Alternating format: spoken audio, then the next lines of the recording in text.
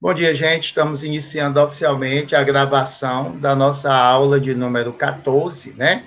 E nessa aula de número 14, nós vamos fazer a nossa APP 6. Professor, como é que vai ser essa APP 6? Existe um vídeo que eu coloquei, disponibilizei para vocês na plataforma, que é um vídeo de um antropólogo francês chamado Breton.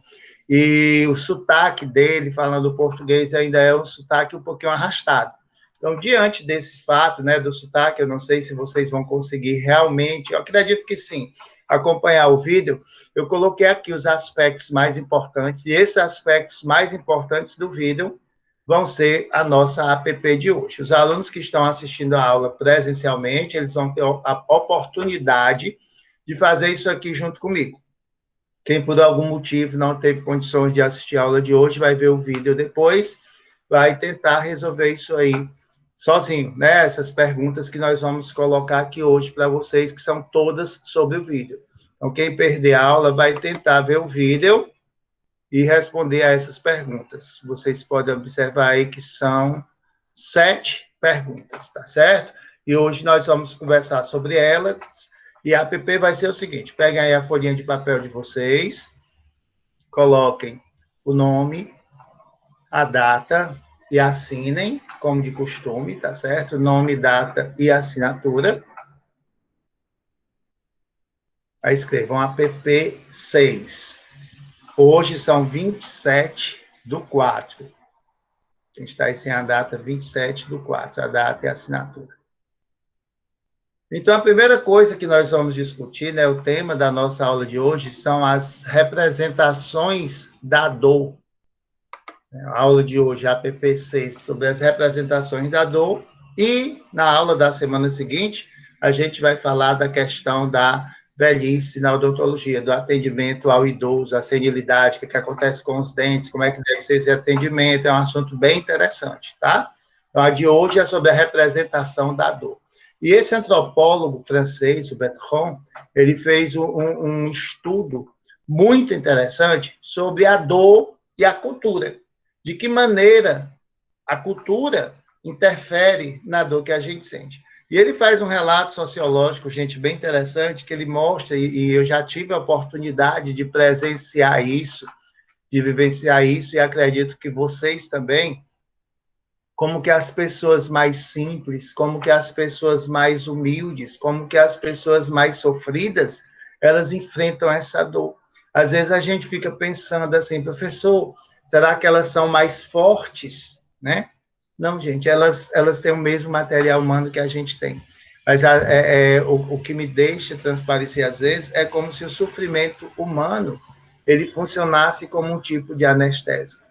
Às vezes você vê com perdão pela palavra, mas vocês vê assim um animalzinho num canto sentindo dor, e ele fica quietinho, e ele fica acuado, e pela irracionalidade dele, você vê que ele está sofrendo, você vê que ele está doendo, mas ele sequer manifesta essa dor. E é muito triste quando isso acontece com o ser humano. Quando você vê aquela velhinha, aquela idosa tão sofrida, que a gente sabe que ela está doente, que ela está sofrendo, que ela está com dor, mas ela está ali no cantinho dela e ela não se acha nem do direito de reclamar. Quantas vezes a gente tem que enfrentar as próprias dores da gente, né, na vida ou física, e trabalhar, porque a vida continua, né? E muitas vezes essa nossa dor, essa nossa sensibilidade, ela é diferenciada dependendo das classes sociais. É isso que ele diz. Dependendo do nível socioeconômico da pessoa, dependendo do ambiente em que ela vive, em que ela trabalha, vocês vão ver que essa manifestação de dor é diferente. Talvez, às vezes, eu até brinco com isso, né? Que a forma como as pessoas manifestam a sua dor diante da morte. Quando você vai para um velório, para um enterro de uma pessoa mais com maior grau de instrução ou de uma classe social mais favorecida, ela é mais comedida naquele sentimento de tristeza. Você vê a pessoa fungando, enxugando os olhos, e às vezes, em determinadas outras classes menos favorecidas, você vê aquela gritaria, aquele escândalo. E como é que eu tento entender isso do ponto de vista socioantropológico? É que aquela dor, aquele grito, aquele desespero naquela hora de sofrimento é consequência de toda a dor que aquela pessoa guardou a vida toda.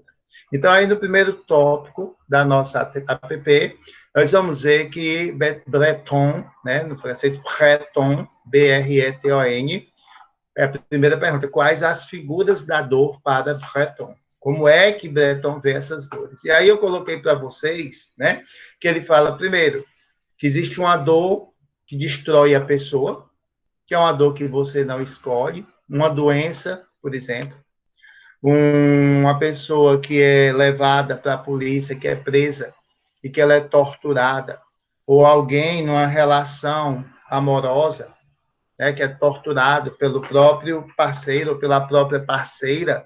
Ah, professor, mas essa dor aí, a pessoa escolhe. Não é uma escolha consciente. Ela é uma escolha inconsciente, porque ninguém escolhe alguém para ser torturado. Eu até sei, vocês vão ver aqui, nessas percepções do antropólogo, do Breton, que existem pessoas que sentem prazer com a dor. Existem pessoas que sentem prazer em apanhar no ato sexual, né? Mas aí é uma escolha. Mas mesmo essa pessoa que escolhe ter prazer com dor, ela não escolhe ser torturada, né? Você torturar a pessoa, você ir matando a pessoa aos poucos, você ir dilacerando, cortando cada pedaço da pessoa, aí já chega ao exagero. Então, primeiro, ele fala da dor que destrói, que acaba com a pessoa, que é uma doença ou uma tortura. Em segunda hipótese, né, ele fala de uma figura, vocês viram aí que a primeira figura que ele coloca é a dor que destrói. Vou até colocar aqui vou marcando o que a gente for fazendo para ficar mais fácil para vocês. Ó. Então, aqui a primeira dor é a que destrói, eu coloquei o exemplo aqui para vocês, e eu espero que aí no caderninho de vocês transformem isso numa sentença, num texto dissertativo, para ficar mais fácil. Por enquanto, vocês podem só fazer um print da tela, tirar foto, e depois eu vou dar um tempinho, quando terminar aqui a nossa gravação, aí você vai tentar fazer isso em forma de texto, né? Dizer que para Breton existem algumas figuras da dor. Inicialmente, ele fala da dor que destrói a pessoa. Por exemplo, doença, tortura. Você vai... em um segundo momento, ele fala da dor escolhida, e se você vai escrevendo em forma de texto, tá certo? Por enquanto, você está fazendo só um gráfico, um esquema, e eu prefiro que você mande a atividade em forma de texto, quem conseguir, para a gente ir treinando. Por quê? Porque quando vocês se formarem, quando vocês terminarem o curso de odontologia, para poder o curso de vocês ter uma validade nacional, até internacional, bem melhor, nós temos o ENAD, que é um tipo de avaliação que é feita para diagnosticar como é que está o ensino da odontologia na faculdade de vocês, por exemplo. E aí vai haver perguntas, né? Vão existir questões que são questões do tipo múltipla escolha, né? Mas também vai haver questões do tipo dissertativo, em que vocês vão ter que escrever um parágrafo, tá bom? E aí a gente já vai treinando em relação a isso. O que ele chama de dor escolhida? Por exemplo, quando você resolve fazer uma tatuagem, e a gente sabe que a tatuagem dói. Às vezes, quando você vai fazer um tratamento dentário para ficar mais jovem, mais velho, e você vai colocar as facetas, que a gente chama de lente de contato, você vai anestesiar, a injeção anestesia, num primeiro momento, aquela picadinha, você sente, é uma dor, você vai desgastar os dentes, durante um determinado período, você vai ficar com eles desgastados e vai sentir a sensibilidade bem maior pela falta da proteção, mas tudo isso dói um pouquinho, dói, pessoal, a própria tatuagem dói. Alguns rituais, as pessoas, elas se martirizavam, se cortavam, marcavam o corpo com cortes, né? Vocês sabem que em algumas religiões, as pessoas, para se redimirem dos pecados, elas se açoitam, elas têm um chicote, elas se castigam. Mas essa dor é uma dor escolhida. Você escolheu ficar mais livre do esporte, quando você, numa luta livre, por exemplo, as pessoas se maltratam, você vê sangue, mas a pessoa escolhe aquela dor. Aquilo ali não é uma coisa, pode destruir, pode, mas foi uma dor escolhida, não é uma dor que apareceu, você estava passando no meio da rua, levou uma surra, aí você não escolheu.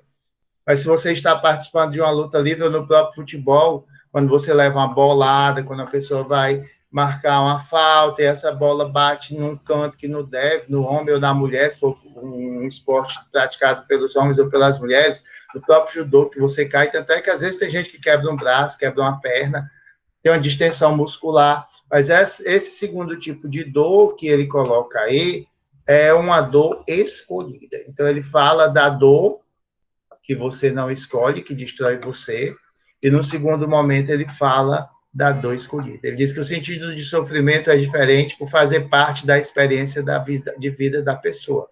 Dor como elemento de transformação. É em busca de uma medalha, é em busca de alguma coisa, é a dor que você escolhe. Ele também menciona, no terceiro momento, e eu estou falando devagarzinho para dar tempo vocês irem assimilando as informações, da dor do adolescente. Alguns de vocês ainda são adolescentes, será? Eu entrei na faculdade, gente, bem novinho, com 15 anos, entrei adolescente, saí com 20, né? Já estava saindo da adolescência, mas eu me lembro que quando eu estudei psicologia da adolescência na faculdade, eu apliquei em mim, porque eu estava vivendo aquele momento. Então, a dor dos adolescentes e de mais pessoas que cortam o pulso em consequência do sofrimento que fica na alma. Existem dois tipos de dor do adolescente. Existe a dor do adolescente, do próprio processo de adolescência, as dores interiores. O adolescente, ele passa por muitas, eu não sei o termo certo, não é confusão, ele passa por muitas transformações no corpo, e na maneira disso, ele precisa deixar de ser criança e entrar na vida adulta, e vocês sabem que isso causa algumas dores, por isso que alguns se sentem incompreendidos, se sentem desamados. É muito comum você ouvir do adolescente frases do tipo: eu só queria ter dinheiro para ir embora da merda dessa casa, né? Quem nunca? Quem nunca pensou assim? Quem nunca disse isso? E o que faz uma pessoa querer sair daquela casa, sair daquele ambiente, sair daquilo que ela está vivendo? Todo um processo de transformação que ela está enfrentando. Quando o adolescente tem uma raiva, é muito comum ele pensar assim: ah, meu Deus, se eu tivesse dinheiro, se eu pudesse sair dessa casa, eu queria morar só, eu queria ter um lugar só meu, que ninguém se metesse na minha vida. Ou seja, ele está saindo daquela fase de criança, ele está entrando na fase adulta, e muitas vezes ele ainda é sustentado pelos pais, ele depende da família, ele deve uma satisfação à família, que a família também tem aquela fala de que quem come do meu pirão aguenta do meu cinturão. Enquanto você morar aqui, quem manda aqui sou eu. Quando você tiver sua casa, você vai mandar na sua casa. E se você não estiver satisfeito, que é a frase que a gente escuta muito, né? A porta da frente é a serventia da casa. Então, o adolescente ele já traz essa dor, essa transformação da idade. Mas, às vezes, é uma dor tão forte que alguns chegam ao ponto de cortarem os próprios pulsos, de tomarem a medicação, de pensar em alguma forma de sair dessa realidade, né? E por isso que, segundo o estudo que foi feito por esse antropólogo, né, alguns deles, eles acabam tentando o suicídio. Esse sofrimento, muitas vezes, também é proveniente de abuso sexual, de violência doméstica. A criança, ela passa pelo abuso sexual, ela manifesta um comportamento, mas ela ainda não tem essa ideia de ir embora dessa casa, de ir embora dessa vida. Assim, é menos comum a gente ouvir falar em suicídio infantil. Mas quando a criança entra na adolescência, que ela tem mais entendimento dessa realidade, aí sim, aí ela pode buscar esses meios alternativos. Por isso que a gente precisa ter cuidado. Quando vocês tiverem os filhos de vocês, perceberem que essa fase da adolescência, alguns até brincam e chamam, dizem que é a aborrecência, né? As crianças e os aborrecentes. Por quê? Porque há um comportamento diferenciado. Então, veja que a gente já falou aí da dor que destrói, que é uma dor que a pessoa não escolhe, é uma dor que vem de fora para dentro, tá certo? Existe a dor escolhida, que é aquela dor que você sente como consequência da prática de um esporte, de um ritual, quando você faz uma tatuagem, as marcas que você guarda no seu corpo, e que tem um significado para você. Porque se você prestar atenção, as pessoas que se tatuam, Elas passam um tempo pensando assim, qual é a tatuagem que eu vou fazer? Elas pensam na imagem que elas vão escolher. E quando elas pensam nessa imagem, essa imagem tem algum sentido em relação a algum momento da vida dela, alguém que ela ama, ou beleza, ou equilíbrio. Existem algumas pessoas que tatuam o símbolo do equilíbrio, existem pessoas que tatuam uma imagem sagrada no corpo, um ídolo, como se aquilo que você está tatuando passasse a fazer parte do seu corpo. Quando você tatua uma cruz, o rosto de Nossa Senhora, ou Jesus Cristo no seu corpo, isso aí tem um papel, isso aí tem uma função na sua vida, isso tem uma simbologia. Esse signo que você coloca no seu corpo, ele traz um significado para a sua vida, tá certo? E aqui ele coloca também, já que ele é um antropólogo, né? Faz estudos sociológicos, ele fala da dor das pessoas que vivem na rua. Olha aí. Professor, o que é essa dor das pessoas que vivem na rua? Gente, imagine uma pessoa que vive na rua, que não tem dinheiro nem para comer, como é que ela se porta diante de uma dor de dente? A gente, quando está em casa, a gente busca um anestésico, a gente busca um dentista. E quem não tem nada disso, quanto tempo eles passam sofrendo aquela dor, guardando aquela dor dentro de si, né? Eles, às vezes, quebram o braço e não querem ir ao hospital, alguns até pelo histórico de vida, outros porque não tem nem documento. Como é que eles vão ser atendidos por um órgão público se nem sequer documento eles têm? Então, eles colocam aí a dor das pessoas que vivem na rua, sem irem a médicos nem a dentistas. Têm ossos quebrados e não querem receber cuidados em hospitais. Na rua, não se importam com o que acontece ao próprio corpo. O sofrimento da rua apaga o sofrimento da própria dor. Olha que coisa triste, né? O sofrimento dessa vida na rua, dessa falta de condição, dessa desigualdade social, porque é uma desigualdade, é como se essa dor dessa desigualdade apagasse a própria dor. Ele não sentisse no direito de manifestar essa dor. Às vezes, quando a gente está na casa da gente, que a gente sente um dor de dente, a gente quer ficar quietinho, a gente vai ali para um canto e fica ali e curte a dor, elabora o luto dessa dor. Mas você vê que uma pessoa muito simples, às vezes a pessoa que trabalha na casa da gente, ela está morrendo de dor de cabeça, mas ela pede um comprimido e ela continua trabalhando. Ela não tem, muitas vezes, o direito de ser a gente mesmo.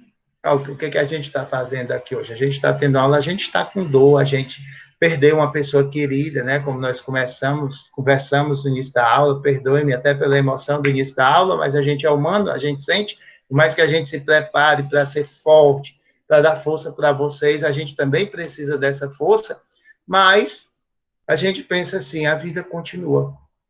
A gente precisa, nós estamos vivos. Eu me lembro que minha mãe, quando perdeu a mãe dela, e que tinha festa de Dia das Mães no colégio, ela não queria ir porque ela se lembrava da mãe dela. E eu era criança, estava entrando na adolescência, e um dia eu olhei para ela e disse assim, mamãe, sua mãe morreu, mas a minha está viva.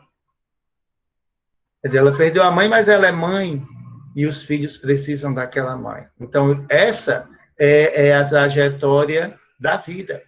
Eu gosto muito daquela música, e eu até já expliquei para vocês como uma onda no mar, né? Que às vezes a gente olha para o mar, vem aquela onda grande, forte, bonita, mas aquela onda se quebra, se mistura com o lixo, se mistura com a areia, passa a ser nada. Mas ela volta para o mar e ela vai ser onda novamente. Então, esse movimento é o movimento da própria vida. A gente está sempre vivenciando esses processos de transformação. Então, é muito interessante esse estudo que o Breton faz, porque ele fala da dor que a gente não escolhe, da dor que a gente escolhe na prática do esporte ou alguma atividade do tipo, né? Ele fala da dor das mudanças de fase na vida da gente, como é a dor da adolescência, e ele fala da dor social, que é a dor da desigualdade, a dor daquelas pessoas que vivem na rua. Porque essas pessoas que vivem na rua, elas dão um significado diferente para a dor que elas sentem. Então, essa é a primeira pergunta, tá certo? Quais as figuras da dor para Breton? É importante que vocês citem no textozinho de vocês esses 4 tipos de dor, tá certo? Se alguém tiver alguma dúvida, estiver sentindo alguma dificuldade, levanta a mão aqui ou guarda para quando a gente parar a gravação, que eu ficar sozinho com vocês, que aí eu esclareço. Segunda pergunta. Existem pessoas que encontram prazer na dor? Sim, como eu disse para vocês há pouco tempo, né, para responder essa segunda pergunta, a pessoa que escolhe praticar uma luta livre, a pessoa que pratica determinados esportes, né, da própria academia, gente, uma pessoa que vai para a academia e no outro dia está com o corpo todo doído, porque ela forçou o seu limite além do que poderia, aí nós sabemos que existem as quebras das fibras musculares, por isso que precisa de um dia para que elas se recomponham. Tanto é que quem vai para a academia, um dia malha a perna, no outro malha braço, você malha músculos diferentes para que haja um tempo, né, se respeite o tempo necessário, o tempo que o músculo, que as fibras musculares precisam para se recomporem. Então, isso aí é uma dor que as pessoas encontram no prazer, o prazer de ser mais bonito, ser mais interessante, tá entendendo? No sexo, como eu disse para vocês, tem gente que gosta de apanhar, tem gente que gosta que batam na hora do ato sexual, tem gente que gosta de ser enforcado. Pessoal, como é que você sabe dessas coisas? Gente, existem vários livros sobre isso. Tem um livro, mais ou menos dessa grossura, de uma autora americana chamada Nancy Friday, que ela fala do homem e suas fantasias sexuais. E ela tem outro volume, que é A Mulher e Suas Fantasias Sexuais. E nesse livro, ela relata, ela recebe cartas dos leitores, eles expressando como é que eles sentem prazer na hora do ato sexual. Olha, eu vi coisas que eu nunca imaginei que pudesse existir na vida, mas cada um com seu cada qual, cada um com seus prazeres. E existem pessoas que sentem um prazer sexual na dor, que ficam mais excitados numa relação sexual quando levam uma tapa, quando acontece alguma coisa que machuca, que maltrata. Tem gente que quando vai dar um beijo na pessoa, aperta aqui a boca e diz... Tem gente que gosta.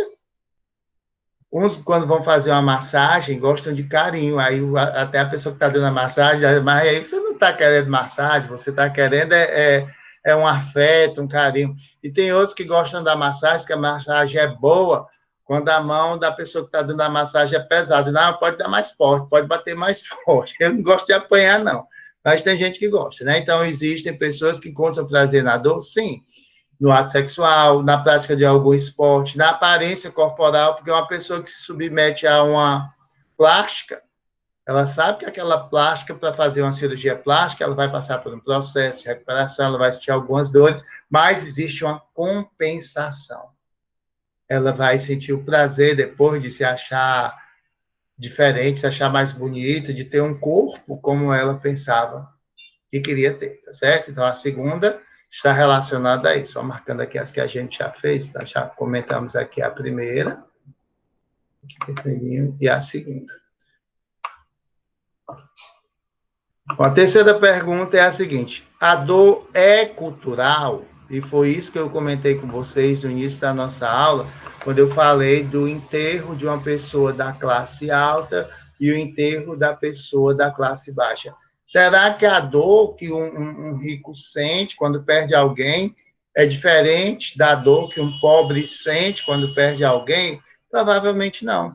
Essa dor deve ser a mesma. Será que a dor que uma mulher de uma classe social mais baixa sente quando vai parir é diferente da dor que uma mulher de uma classe social mais alta sente quando vai parir? Não, a dor é a mesma.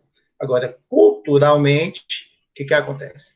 Você vai ver que algumas mulheres, quando vão parir, existe, se tiver alguém grávida aí no grupo, né? Existe o parto psicoprofilático. O parto dos meus 3 filhos foram partos psicoprofiláticos. Professor, o que é isso?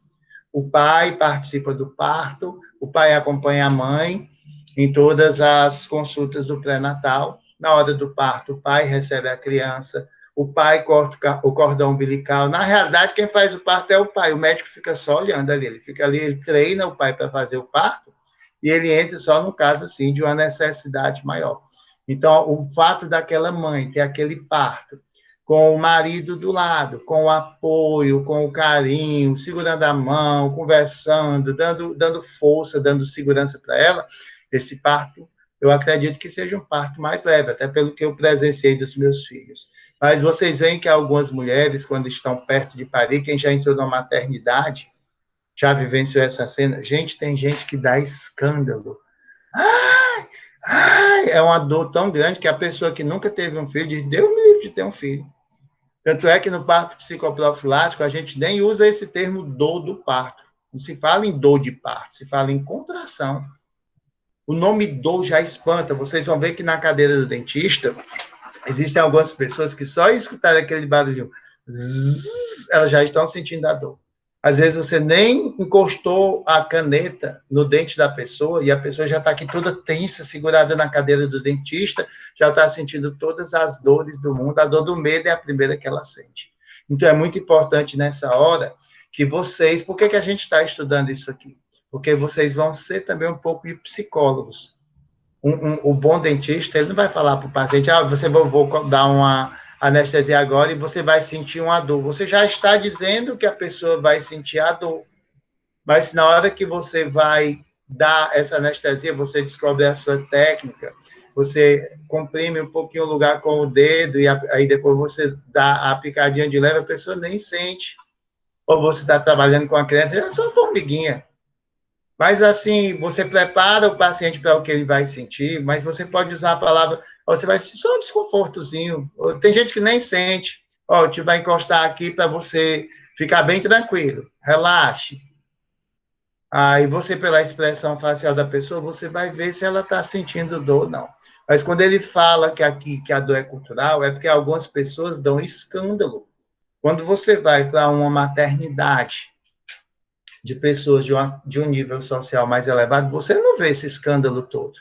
A pessoa pode até sentir algum desconforto, gente, mas a forma como ela manifesta o desconforto dela. Então, o que o Breton fala é que muitas vezes essa dor é cultural, por quê? Porque a manifestação que a gente faz da nossa dor, ela tem a ver com a nossa cultura. Existem algumas culturas que elas enfrentam a dor, elas resolvem a dor de uma maneira diferente. Por exemplo, morre uma pessoa e no lugar delas chorarem aquele morto, o que elas fazem? Elas começam a passar vídeos de como era a vida da pessoa, fazer homenagens e começam a beber e a comemorar, no lugar de elas chorarem a morte, elas comemoram o nascimento para a vida eterna. Ó, aí vem a dialética existencial humana.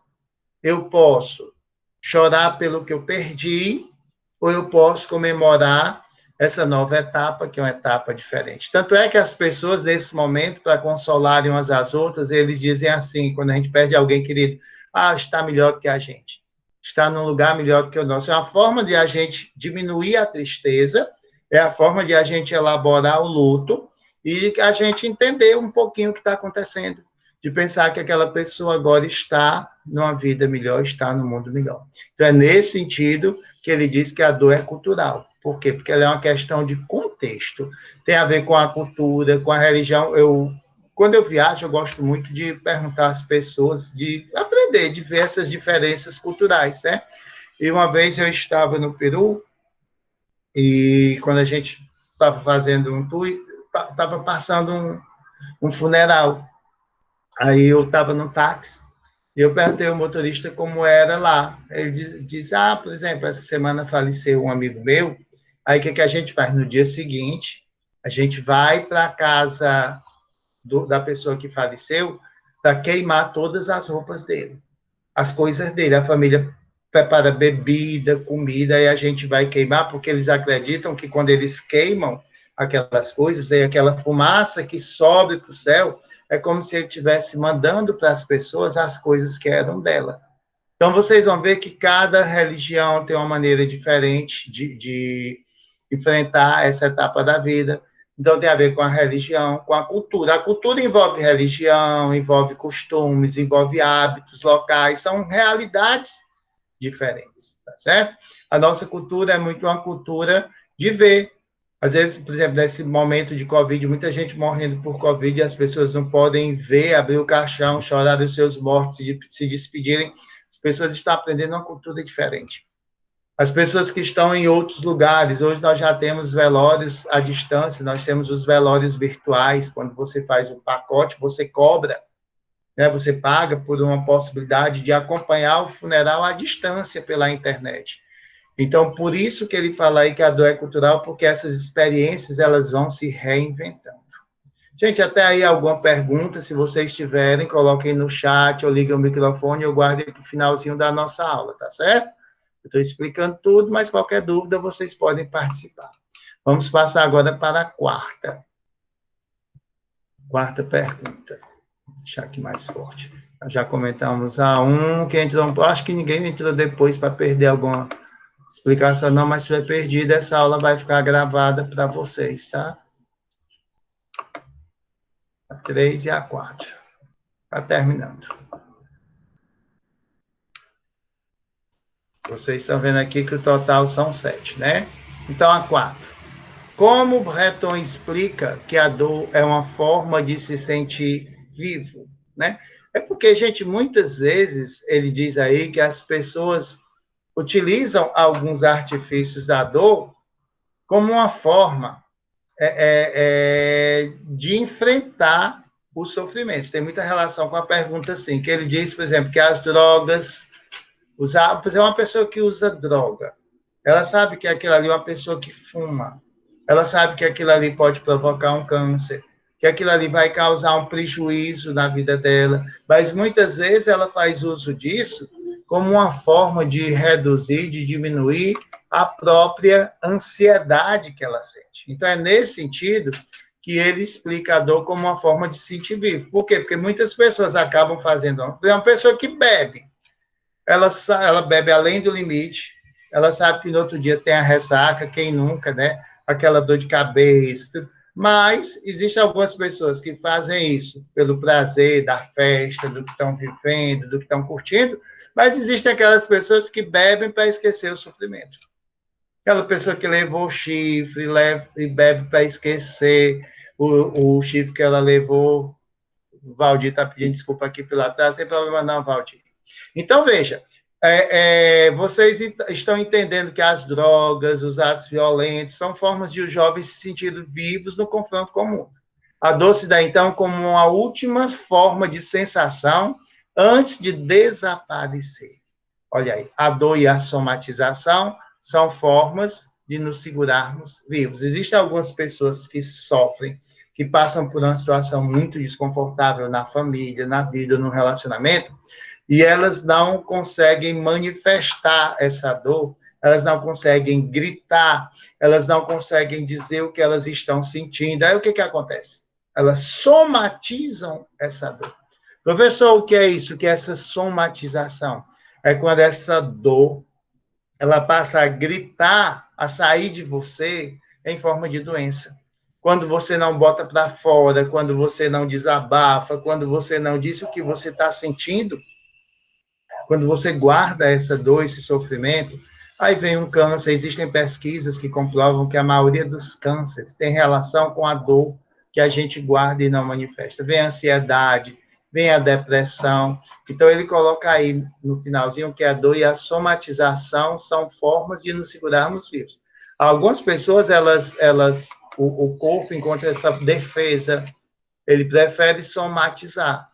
Quando não, aí vem uma situação mais perigosa, a vontade de desaparecer, né? Que ele diz assim, a dor se dá, então, como última forma de sensação antes do desaparecer. O desaparecer aí é o suicídio. Então, a dor, ela dá sinais da gente. Quando a gente sente uma dor, ele está colocando aqui os tipos, a primeira questão, ele falou das figuras da dor, né? Como é que é da segunda? Ele fala que a dor também pode ser prazerosa para algumas pessoas. Na terceira, ele faz uma relação da dor com a cultura, como é que as pessoas de diferentes culturas, de diferentes níveis sociais, elas enfrentam essa dor. E na quarta, ele coloca a dor como uma válvula de escape. Quando você, a dor, por exemplo, quando a gente está com a dor de cabeça, existe uma causa para essa dor de cabeça. Então, ele está falando aqui da dor como sendo a dor da vida, como sendo a manifestação de uma insatisfação que você está sentindo, de uma tristeza profunda. A dor da tristeza, gente, é a pior dor que tem, porque as outras dores, se você tem uma dor de dente, você pode colocar um remédio, você pode arrancar o dente e resolveu. Mas a dor que você sente na alma, você não pode arrancar essa alma de você. Por isso que essa dor precisa de um tempo para ser elaborada, para ser compreendida, tá certo? E aí, na quinta, nós temos o seguinte. Eu queria pedir para vocês que, mesmo assim, antes de qualquer coisa, que vocês anotassem essas 5 perguntas, até para vocês poderem orientar os colegas de vocês, tá certo? Mas lembrando que esse material aqui está na Moodle, está na plataforma. Eu tirei aqui da Moodle, eu estou mostrando para vocês do jeito que está na Moodle. Tem todas as perguntas e todas as respostas. Qual vai ser a atividade de hoje? A PP5, você organizar isso aqui. Você transformar essas dicas aí em texto, com as suas palavras, você escrever com as suas palavras. Mas aqui eu já tenho as perguntas e eu já tenho todas as respostas para vocês, tá certo? Então, assim que ele pergunta, qual a relação entre dor e sofrimento? Vocês estão vendo que está tudo interligado. Professor, se eu quiser resolver todas essas perguntas em forma de um texto dissertativo, se eu fizer uma redação com isso que o senhor está dizendo, com o que eu entendi, pode ser? Pode, fica a seu critério, tá certo? Professor, eu não sou muito de fazer o parágrafo dissertativo, não. É bom que você treine, eu expliquei por quê, por conta do ENAD, mas quem não se sentir muito confortável ainda, não, eu sugiro que você tente, pelo menos tente, mas se não conseguir, pode fazer o esquema, pode colocar só os tópicos mais importantes de cada questão, que eu também vou entender. O importante é que você está aqui participando, está ouvindo. O meu objetivo é que, ao final dessa aula de hoje, você entenda que existe uma relação entre a dor que as pessoas sentem e a cultura delas e o nível social dessas pessoas. A gente está aprofundando, mas o básico, se a gente pudesse resumir o objetivo da nossa aula de hoje, é de a gente entender que cada pessoa sente uma dor de uma forma diferente. Vocês vão ver que alguns pacientes vão sentar no consultório de vocês e vocês vão conseguir fazer um tratamento, uma obturação, sem precisar de anestesia. E em outro paciente, vocês vão trabalhar com a cárie do mesmo tamanho, mas a sensibilidade dele é maior. A sensibilidade do dente, aí vem a questão genética, né? A sensibilidade do dente, da gengiva. E além dessa questão genética, ainda vem a questão cultural. Qual é a impressão de dor que ele tem do consultório do dentista? Por isso que é muito importante que quando vocês forem atender uma criança, o primeiro atendimento de alguém, ele seja um atendimento bem, com muita psicologia, com muito cuidado para não deixar traumas, para não deixar marcas negativas. Às vezes, aquela criança, ela vai para a sua sala, aí ela vai ver uma pessoa toda de branco. Hoje, que a gente já usa máscara pela Covid, até as crianças são mais acostumadas com a pessoa de máscara, mas antigamente não era. Aí chega aquela pessoa com a máscara, com aqueles óculos enormes, com um gorro na cabeça, você mal vê o rosto da pessoa, com jaleco, ainda coloca um descartável por cima, a pessoa parece um astronauta. Aí a criança vê aquele estranho, aquele homem grandão de branco, ela tem medo do branco. Aí quando ela entra na sala, aquela cadeira deitada, aquelas luzes imensas, ela quer, vão me matar. Onde é que eu estou? Então, precisa que haja uma preparação.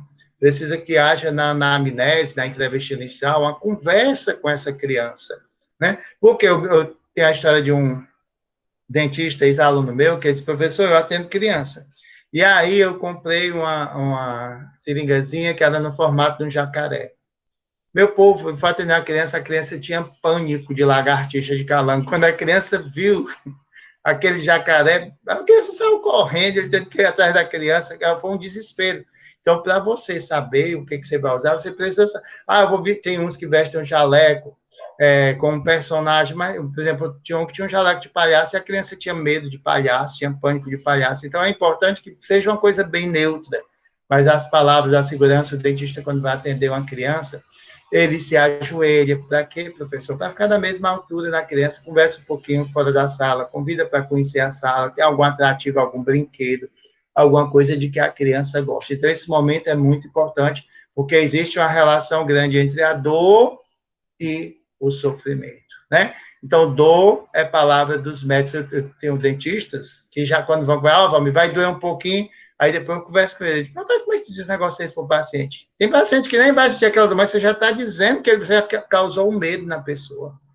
Né? Como alguns professores, olha, a prova vai ser assim, começa a gerar um pânico. Uma coisa é dizer como é que vai ser a prova para preparar você, para na hora não ser surpresa, para lhe ajudar. Outra coisa é o professor plantar o terror. Ele coloca tanto medo em você, e às vezes, quando você faz a prova, nem era aquilo que ele tinha dito, mas ele criou todo um clima de tensão. Então, Na quinta, essa relação que existe entre a dor e o sofrimento, é importante a gente colocar que a dor ela é uma coisa abstrata. Dor é a ideia que a gente tem do que vai sentir. E o sofrimento é o que eu faço da minha dor, é a materialização da dor, por isso que ele fala aí da somatização. Por quê? Porque eu posso transformar a dor que eu sinto num câncer, eu posso transformar a dor que eu sinto numa ansiedade, numa depressão. Quantos de nós, jovens, né, às vezes precisamos de uma medicação, de um tratamento para uma ansiedade, para uma depressão? Por quê, gente? Isso que a gente sente, essa depressão, essa ansiedade, muitas vezes ela é psicológica. Por quê? Porque ela é resultado, ela é consequência da dor que a gente sente. Então, a dor, ela é abstrata, a dor é o que a gente vive. E o sofrimento é a forma como essa dor se materializa dentro da vida da gente. Tá certo? Então, isso seria a quinta relação entre dor e sofrimento. Aí tem aquelas pessoas, se eu podia repetir, vai ficar gravado, você vai poder ouvir 10 vezes se você quiser, tá certo? Mas o que fica disso que eu digo na mente de vocês, meus queridos, é aquilo que é importante para vocês. Às vezes a gente escuta muita coisa, o que a gente guarda do que a gente escuta é o que a gente realmente precisa guardar. Eu acredito com o que eu estou dizendo aí nessas questões, eu já respondi a 6. A dor traz consequências morais em nossas vidas. Olha, vejam que os nossos sentimentos, né? A dor, ela é abstrata, ela causa um sofrimento. Mas esse sofrimento, ele também traz consequências morais em nossa vida. Tanto é que, durante muito tempo, as pessoas não diziam que iam para o psicólogo, porque eu preciso de psicólogo não, que eu não sou doido, como se psicólogo fosse para doido. Você vai para uma terapia exatamente para não adoecer, para aprender a enfrentar esses desafios do dia a dia. Existem algumas pessoas que conseguem sozinhas? Existem. Mas existem algumas pessoas que essa dor já é tão forte, gente, que elas precisam de ajuda. Não é verdade? Então, a dor traz consequências morais em nossa vida. Exemplifique. Se acordo com dor de cabeça, ela não fica só na testa, mas invadirá o meu mundo e me influenciará nas realizações das tarefas do dia. Como assim, professor? Olha, quando você acorda, eu tenho uma pessoa da família que tem uma alergia muito grande. E se tiver um tempozinho assim de chuva, quando ela acorda, ela espirra, espirra, espirra, e ela se impacienta com esse espirro. E como é que isso se manifesta na vida dela? Gente, ela fica a pessoa mais antipática do mundo. Ela não come, ela não quer conversa com ninguém, ninguém pode falar com ela. A vida dela muda. Ela não consegue trabalhar, ela não consegue produzir, ela xinga tudo que ela pode. Quer dizer, a dor que a gente sente, ela acaba trazendo consequências morais na vida da gente e na dos outros. Por quê? Porque aquela pessoa que está sofrendo, uma pessoa com depressão, você conviver com uma pessoa depressiva, mal-humorada, uma pessoa que tem essas dores, essas marcas da vida, é muito difícil. Porque muitas vezes ela vai machucar você também. E você precisa ser uma pessoa muito forte. Você precisa ter muito amor para entender. Não para aceitar. A questão não é de aceitar. É de você conseguir entender e ver o que, que você pode fazer para ajudar aquela pessoa a se transformar.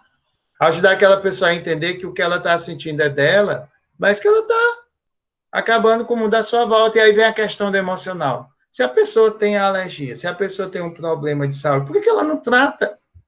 Por que ela não toma uma medicação? Por que ela não procura um médico? Até que ponto essa dor na vida dela não é importante? Já que eu não falo, já que eu não boto nada para fora, eu vou pelo menos espirrar. As pessoas que não choram. Gente, eu li uma vez que a mesma glândula que produz a lágrima, quando você não chora, essa lágrima, você chora para dentro. Aí fica aquele peso aqui. Existem algumas pessoas que têm uma sinusite crônica, que tem um desconforto, uma dor de cabeça, por isso, e não sabe por que, que tem essa sinusite. Então, muitas vezes, está associada ao choro que ela engoliu. A sinusite é o chorar para dentro. É você não demonstrar suas emoções, você não demonstrar os seus sentimentos. E, por último, a sétima, como entender a relação entre a antropologia da dor e a sociologia do corpo, né? A antropologia interfere na construção da dor através da cultura. Nós vimos que a dor ela era cultural, ela estava relacionada a um nível social, a um grau de estudo, né? Então, aí vem a relação da dor com a antropologia, com a história do homem, com a evolução do homem, com a cultura. Por isso que a gente diz que a dor é cultural. E as nossas histórias afetivas, com suas bases sociais, relacionais, deixam marcas em nossos corpos, que são espaços para a manifestação da dor. Então, essa dor que eu sinto na minha convivência, ela vai se manifestar no meu corpo, nas minhas atitudes, né? Tem pessoas, por exemplo, que se maltratam, que gostam de sofrer, que gostam de sentir essa dor. Mas esse gostar, aí, entre aspas, ele tem uma causa. Então, qual é a relação que existe? A dor, ela é antropológica, ela tem um viés cultural. Quando você vê uma pessoa numa maternidade gritando na hora de parir, você já imagina que aquilo ali dói e você vai gritar também. Mas observe que os animais, gente, quando eles vão parir, eles ficam deitadinhos ali no chão, quietinho. Às vezes um cachorro, eu tinha uma cadelinha que teve 10 cachorrinhos de uma vez. Você não vê um cachorro dar um grito porque está parindo, você não vê. Por que esse escândalo só existe na raça humana? Porque a gente aprende, por isso que ele diz que a dor é cultural. Se você visse as pessoas parirem sem essa zoada, sem essa dor, se você fosse para o médico e você não estivesse nem um grito, mas uma criança que está numa sala de espera de um consultório odontológico, e ela escuta alguém lá dentro, gritando, outra criança gritando, aquilo ali amedronta, aquilo ali apavora. Então, essa dor, ela tem um viés antropológico na cultura. E por quê? Qual é a relação que existe com a sociologia do corpo? Porque muitas vezes a dor que a gente está sentindo, e a gente não coloca para fora com palavras, ela se manifesta no nosso corpo. Por isso que existem algumas pessoas que, quando terminam um relacionamento por uma situação muito desconfortável, por uma traição, e elas não conseguem conversar com a pessoa, elas adoecem. Por quê? Porque elas têm que guardar aquela dor, aquele dente, né, o dente aqui de cima, que ela não tem como arrancar, ela não tem como tirar. Então, é uma dor que você traz para o seu corpo. Daí a relação da antropologia da dor com a sociologia do corpo. Alguns alunos poderiam dizer assim, professor, umas ficaram mais claras para mim, outras não, outras mais repetitivas. Então, vamos fazer o seguinte, para facilitar para vocês que estão participando da aula, que estão aqui na APP, dessas 7 considerações, vamos ver se vocês abordam 5. Escolham 5 e tentem abordar essas 5 no trabalho de vocês, tá certo? Eu vou encerrar a gravação aqui agora e vou continuar tirando as dúvidas de vocês. Me deem só um minutinho para parar a gravação, para ela não ficar muito pesada, muito longa.